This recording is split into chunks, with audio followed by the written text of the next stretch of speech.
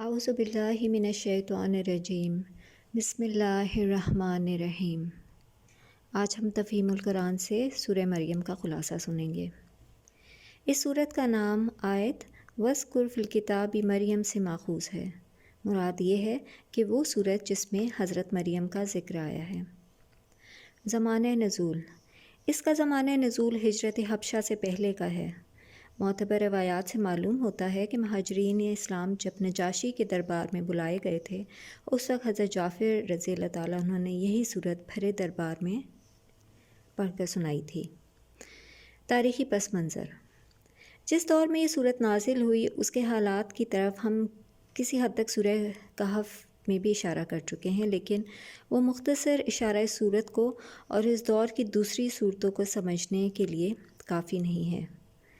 تو ہم دیکھتے ہیں کہ قریش کے سردار جب تضحیک اور الزامات کی تشہیر سے تحریک اسلامی کو دبانے میں ناکام ہو گئے تو انہوں نے خوب ظلم ستم کیا۔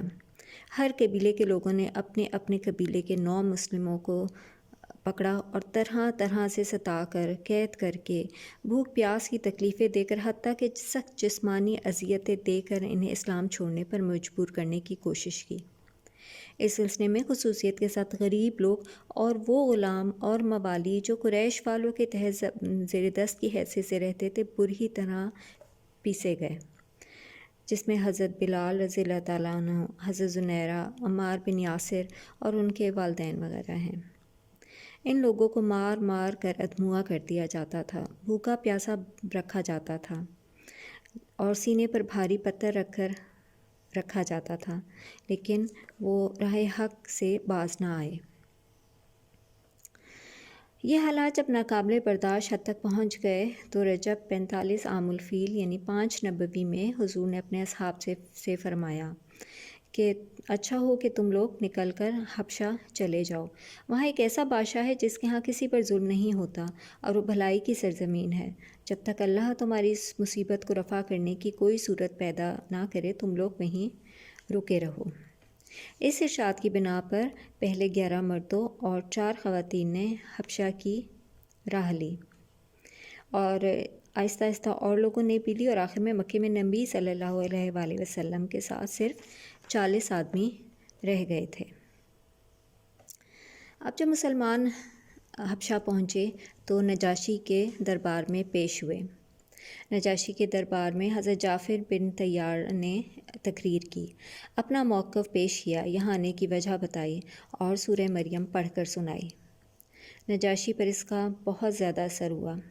جب حضرت جعفر نے اپنی تقریر ختم کی تو اس نے کہا، یقیناً یہ کلام اور جو کچھ عیسیٰ لائے تھے دونوں ایک ہی سرچشمے سے نکلے ہیں۔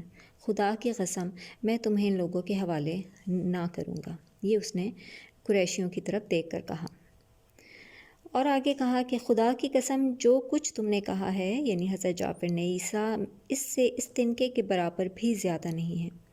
اس کے بعد نجاشی نے قریش کے بھیجے ہوئے تمام ہدیے یہ کہہ کر واپس کر دیے کہ میں رشوت نہیں لیتا، اور مہاجرین سے کہا کہ تم بالکل اطمینان کے ساتھ رہو۔ موضوع اور مضمون پر ایک نگاہ ڈالتے ہیں۔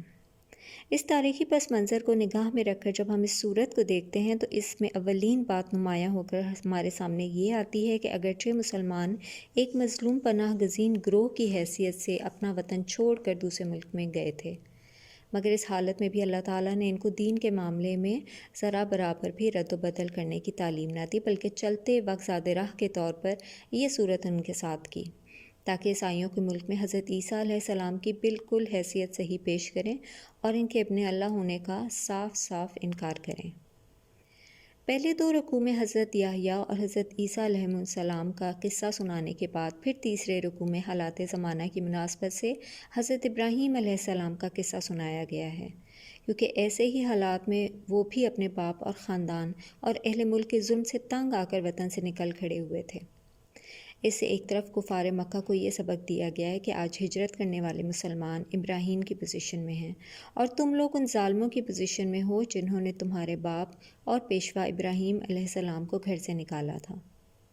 دوسری طرف مہاجرین کو یہ بشارت دی گئی ہے کہ جس طرح حضرت ابراہیم علیہ السلام وطن سے نکل کر تباہ نہ ہوئے تھے بلکہ اور زیادہ سربلند ہو گئے، ایسا ہی انجام تمہارا انتظار کر رہا ہے، جو کہ یقیناً نیک انجام ہے۔ اس کے بعد چوتھے رکوع میں دوسرے انبیاء علیہ السلام کا ذکر کیا گیا ہے، جس سے یہ بتانا مقصود ہے کہ تمام انبیاء علیہ السلام وہی دین لے کر آئے تھے جو حضرت محمد صلی اللہ علیہ وآلہ وسلم لائے ہیں، مگر انبیاء کے گزر جانے کے بعد ان کی امتیں بگڑتی رہی ہیں، اور آج مختلف امتوں میں جو گمراہیاں پائی جا رہی ہیں یہ اسی بگاڑ کا نتیجہ ہیں۔ آخری دو رکوع میں کفار مکہ کی گمراہیوں پر سخت تنقید کی گئی ہے، اور کلام ختم کرتے ہوئے اہل ایمان کو یہ سنایا گیا ہے کہ دشمنان حق کی ساری کوششوں کے باوجود بالآخر تم محبوب خلائق ہو کر ہی رہو گے۔ وآخر دعوانا ان الحمد للہ رب العالمین۔